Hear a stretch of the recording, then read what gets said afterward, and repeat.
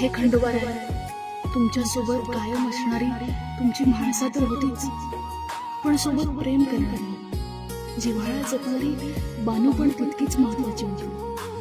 आणि तसंच माझा आणि राधाचं आहे. माझ्या आयुष्यात तिची मैत्री खूप महत्वाची आहे आणि ती सदैव तशीच राहते.